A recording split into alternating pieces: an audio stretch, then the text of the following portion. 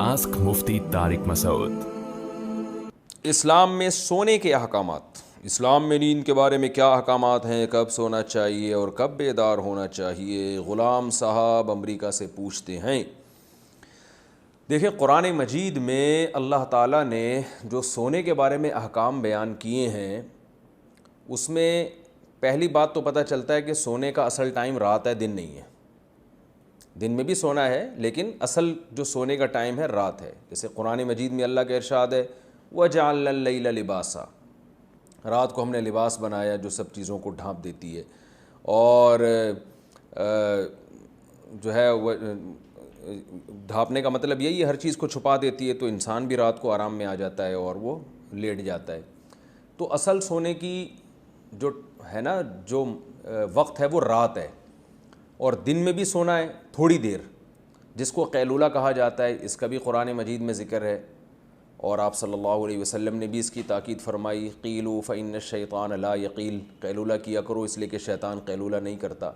اور قیلولہ کسے کہتے ہیں؟ دوپہر کھانے کے بعد تھوڑی دیر آرام کرنا، یہ نہیں کہ لمبی تان کے لمبی سو گئے، ایسا نہیں ہے، تھوڑی دیر، شارٹ نیپ جسے کہا جاتا ہے انگلش میں۔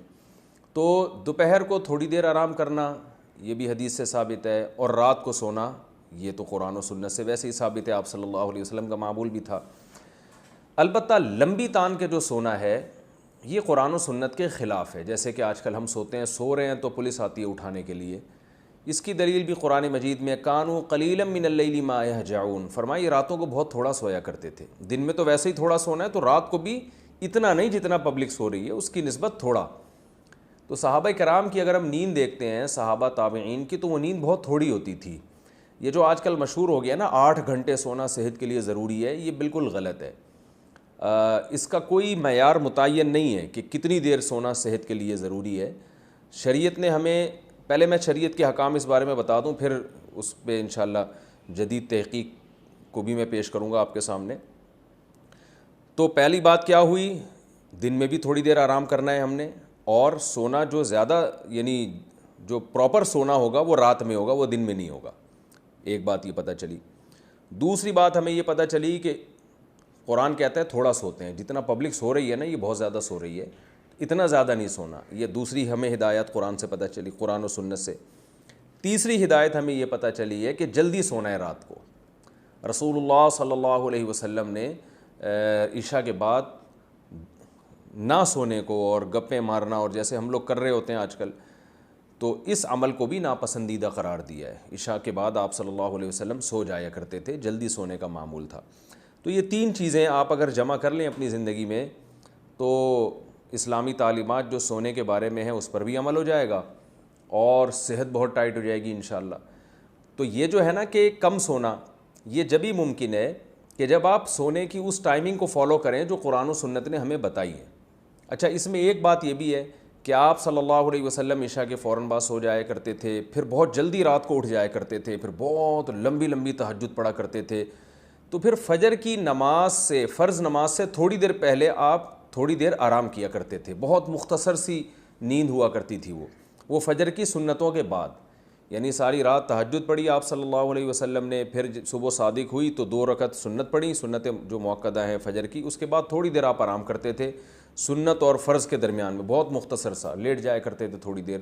تو یہ بھی ہے، تو یہ اگر آپ ٹائمنگ فالو کریں نا، اس میں بہت فائدہ ہے صحت کو، اور لیکن اس میں ایک چیز یہ ہے کہ اس ٹائمنگ کو اور اتنی کم نیند کہ بہت تھوڑا سونا، یہ جب ہی ممکن ہے جب آپ کی باقی صحت اچھی ہو اور سونے کی اسی ٹائمنگ کو فالو کریں آپ۔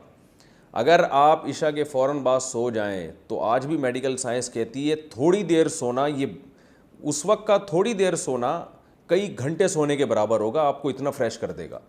اور اگر آپ رات کو دیر سے سوئیں گے تو کئی گھنٹے سو کے بھی وہ راحت آپ کو حاصل نہیں ہوگی جو جلدی سونے میں حاصل ہوتی ہے۔